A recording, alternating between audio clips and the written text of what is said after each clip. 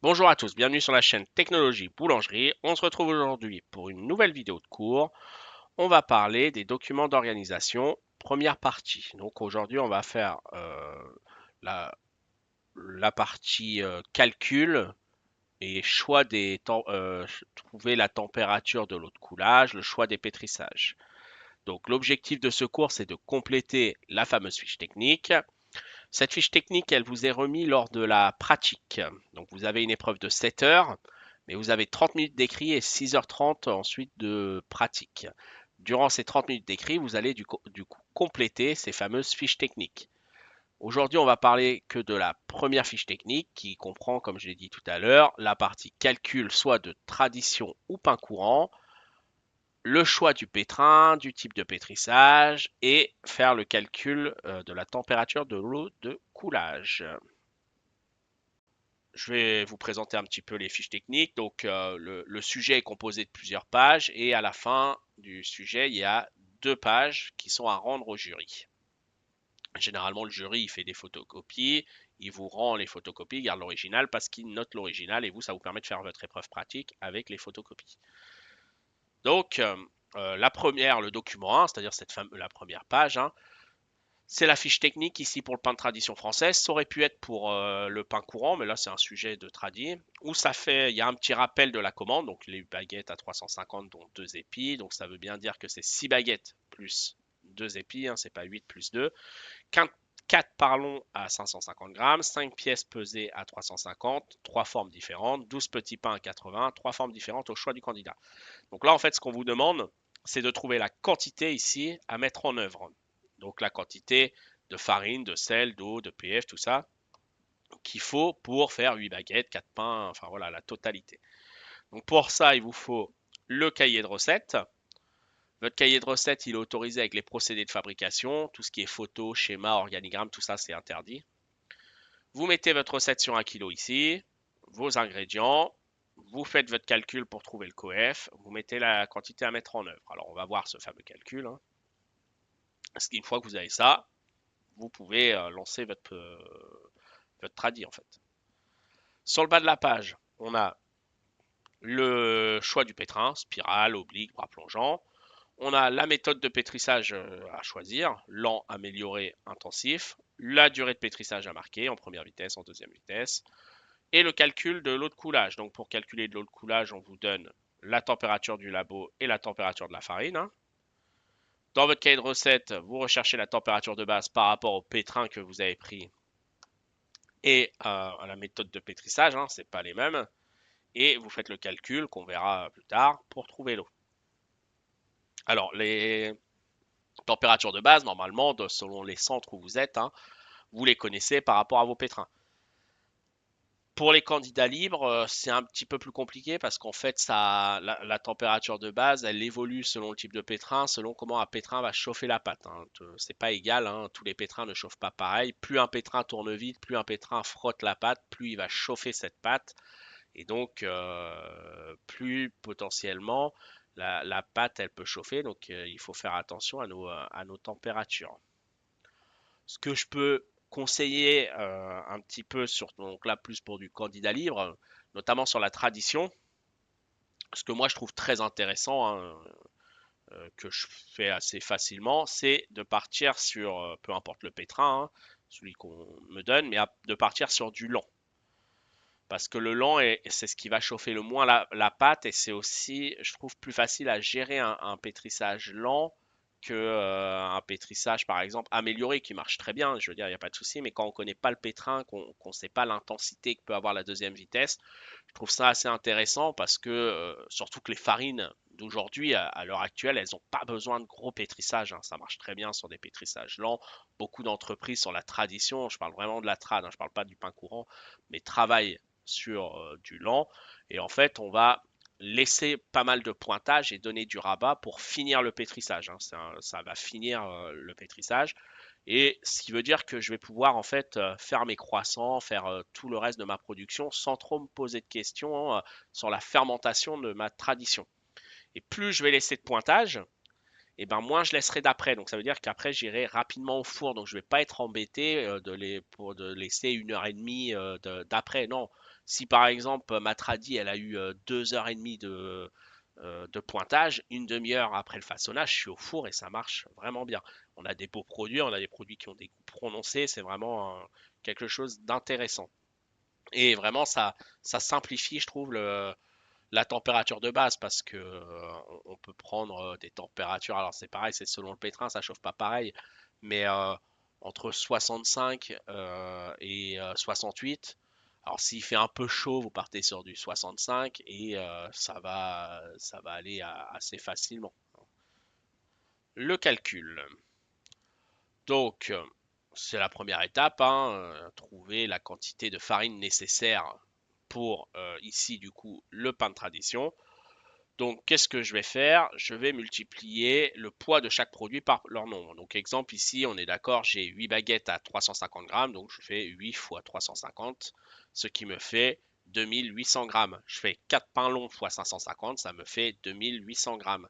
Je fais 5 pièces fois 350, ça me fait 1750 grammes et je fais 12 petits pains fois 80, ça me fait 960 grammes.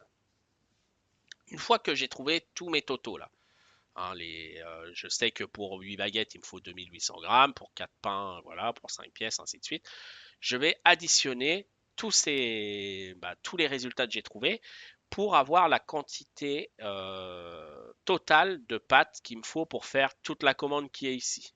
Parce que là, en fin de compte, je sais que ça, 2800, ça me fait 8 baguettes, mais moi, ce que je veux, c'est le total ici pour faire toute la commande. Donc, j'additionne mes 2800, plus mes 2200, plus mes 1750, plus mes 960, ce qui me fait ici 7710 grammes. Ça veut dire que je sais que pour faire toute la commande qu'il y a ici, là, que vous voyez avec ma flèche, il faut que j'ai 7710 grammes de pâte. Donc voilà, ça c'est la première étape qui n'est pas très compliquée. Donc on commence par une multiplication des produits et on additionne tout. Ensuite, eh ben, je vais chercher mon cahier de recettes et je prends ma recette de base, donc ici de tradition. Alors, je l'ai mis en kilos. Je sais que j'ai travaillé en grammes avant, mais je l'ai mis en kilos parce que sur les sujets, c'est marqué recette de base sur 1 kilo. Donc, je préfère rester en kilos. Comme ça, au moins, il n'y a pas trop de. Enfin, si je mets en grammes, j'ai peur que ça soit sanctionné. Donc voilà, je mets en kilos. Je vous ai mis de toute façon sur le diapo d'avant, tout était marqué en grammes ou kilos. Donc, farine de tradition, j'ai pris une recette basique, hein, donc 1 kg. J'ai mis l'eau plus bassinage, donc bassinage c'est l'eau qu'on rajoute à la fin de pétrissage, hein, donc 0,650 et 0,030, donc ce qui fait en fait 650 grammes plus 30 grammes, d'accord? Ce qui me fait une hydratation pour du CAP, je ne monte pas forcément très très haut, ça fait une hydratation à 68%. Hein. On pourrait monter, on monte facilement 70, 72, 75. Maintenant, on fait de fortes hydratations. Maintenant, pour du CAP, ça suffit, je trouve, largement. Après, vous faites comme vous voulez, mais ça marche bien comme ça. En sel, je suis à 0,016, hein, donc je suis bien à 16 grammes au kilo. Surtout que je ne suis pas sur une forte hydratation, donc pour être à mes 1,4 sur 100 grammes de pain. La levure, 0,01, hein, donc ça fait bien 10 grammes. Et la pâte fermentée, 0,2, donc ça fait 200 grammes. J'additionne tous les ingrédients de la recette de base, donc 1 plus 0,650 plus 0,030, 0,016, enfin voilà, vous voyez tout le calcul, ce qui me donne 1,906 ou 1906 grammes. Donc ma recette de base me donne donc 1,906. Ça veut dire que quand je lance mes 1 kg de farine avec tout ça, il me sort en gros 1,9 kg de pâtes. Hein. Mais 1,9 kg de pâtes, c'est pas assez. J'ai vu qu'il me fallait plus de 7 kg. Donc là, on va partir sur la recherche de coefficient, hein, du coefficient multiplicateur. Donc pour cela, je vais diviser le poids total de ma commande par le poids total de ma recette de base. Donc ici, j'ai besoin de 7 kg 710 et ma recette de base fait 1 kg 906. Donc je vais diviser 7,710 par 1,906. Donc ça me donne ici 4,05. Donc ça, c'est mon coefficient. Ça, je le marque, que j'ai trouvé le 4,05. Je le marque là où je dois marquer les calculs pour prouver que j'ai trouvé le bon résultat. Parce que c'est pas ce résultat que je vais lancer, parce que ça, c'est la quantité de farine en fait. Mais je vais pas lancer 4,05 de farine sur les balances, ça serait catastrophique, surtout qu'ensuite il faudrait peser le sel par rapport à ça et tout, ça ferait des chiffres à virgule. Donc on va toujours arrondir le coefficient. Alors là, je dis toujours au demi-point supérieur, jamais inférieur. C'est-à-dire que là, on ne va pas faire les règles de maths qui disent, par exemple, là, à 4,05, normalement, la règle de maths dirait j'arrondis à 4. Mais moi, je ne veux pas qu'on arrondisse en dessous parce que potentiellement, si j'arrondis en dessous, il me manque de la pâte. Donc, tant pis, on fait de la pâte fermentée. On a le droit de faire de la pâte fermentée tant qu'on n'en fait pas 4 kilos, enfin, ou même 2 kilos. Voilà, il ne faut pas faire 2 kilos. Si on a un peu de PF, c'est pas dramatique. Elle servira de toute façon pour le groupe du lendemain. Donc j'arrondis à 0,5 au-dessus, c'est-à-dire que 4,05, je vais l'arrondir à 4,5. Ça veut dire qu'en gros, je lance des recettes entières ou des demi-recettes, parce qu'en fait 4,5, ça veut dire 4,5 kg de farine. Hein. Donc soit je fais 4 kg, 4,5, 5 kg, 5,5, voilà, d'accord. Pas de... enfin, moi je déconseille de faire du 4,3, 4,4, non, je fais toujours au demi-point supérieur. Donc, une fois que j'ai mon coefficient arrondi, je vais multiplier ma recette de base par le coefficient multiplicateur. Donc, on est d'accord que j'ai ma recette de base qui est là, hein, donc la farine, l'eau, plus mon bassinage, le sel, la levure et la pâte fermentée. J'ai mis mon coefficient 4,5, donc je multiplie 1 kg fois 4,5 égale 4,5 kg de farine. 650, enfin 0,650 fois 4,5 égale 2,925. 0,030 fois 4,5 égale 0,165. Le sel, ça nous donne 0,72. La levure, ça nous donne 0,45. La pâte fermentée, 0,9. Donc en gros, si je devais mettre en grammes, ça fait 4500 grammes, 2925 grammes, 165 grammes, 72 grammes, 45 grammes, 900 grammes. Mais là, je laisse tout, comme vous avez vu sur le premier diapo que je vous ai montré, là, c'est bien marqué recette de base sur 1 kg. Donc, je préfère laisser sur 1 kg, comme ça, tout est pareil. Donc là, en fait, je sais que au laboratoire, je vais devoir lancer 4,5 kg de farine. Pour assurer le coup, pour être sûr, je peux vérifier que j'ai assez de pâte en additionnant la totalité des ingrédients de ma recette à mettre en œuvre. C'est-à-dire que j'additionne mon 4,5, mon 2,925, ainsi de suite. Et je vois que ça me donne 8 kg 607. Il me faut 7 kg 7. En gros, là, j'ai 900 grammes de pâte en plus. Hein. J'essaye toujours de rester en dessous de 1 kg de pâte quand je fais ces calculs-là. C'est la règle que j'ai fixée aux jeunes. En dessous d'un kilo de pâte, il n'y a pas de sanction. Donc généralement, en faisant des demi-recettes, c'est ce qui se passe sur les recettes que moi je donne aux jeunes. Donc là, pour moi, il n'y a pas de souci. De toute façon, si vous faites le calcul et que vous tombez sur un chiffre en vous disant il faut 3 kilos de farine, un truc comme ça va être bizarre. Généralement, je vais vous dire entre 4 à 5,5. Hein, généralement, c'est autour de 4 kilos à 5,5 kilos en moyenne. Hein. Donc, vous voyez, là, on était à 4,5, donc ça correspond à ça. Pour le pétrin et le type de pétrin, bah, on complète le document avec le type de pétrin et de pétrissage qu'on choisit. Là, pour l'exemple, moi, je choisis de prendre un bras plongeant. Hein, j'aime bien les bras plongeants. Je le fais en lent. Bah, moi, mon bras plongeant, je sais que 12 minutes de pétrissage, c'est bien. Maintenant, je ne suis pas inquiet, même si je passais à 15 minutes de pétrissage en lent, c'est-à-dire en première vitesse, il n'y aurait pas de grosses conséquences. C'est pas comme si je rajoutais 3 minutes de seconde vitesse. C'est pour ça que je disais que le lent, c'est bien. C'est, ça va pas chauffer, ça va pas abîmer trop le réseau, donc, mais voilà, 12 minutes, ça marche bien, moi, sur mon pétrin bras plongeant. Alors, le calcul de la température de l'eau de coulage. Une fois qu'on a déterminé le pétrin et le type de pétrissage choisi, on prend son cahier de recettes et on regarde la température de base qui va. Donc moi ici pour l'exemple, pétrissage lent sur bras plongeant, j'ai pris 68 degrés. Donc je fais le calcul suivant. Température de base, moins température de fournil qui m'est donnée par le jury, moins température de farine qui m'est donnée par le jury, c'est égal à la température de l'eau de coulage. Donc, prenons l'exemple, j'ai 68 de température de base, le jury m'a dit que le fournil était à 20 degrés, donc je fais 68 moins 20, ce qui me donne du coup 48. Le jury m'a dit que la température était à 20 degrés, donc maintenant je suis à 48, donc encore moins 20, ce qui me donne 28 degrés.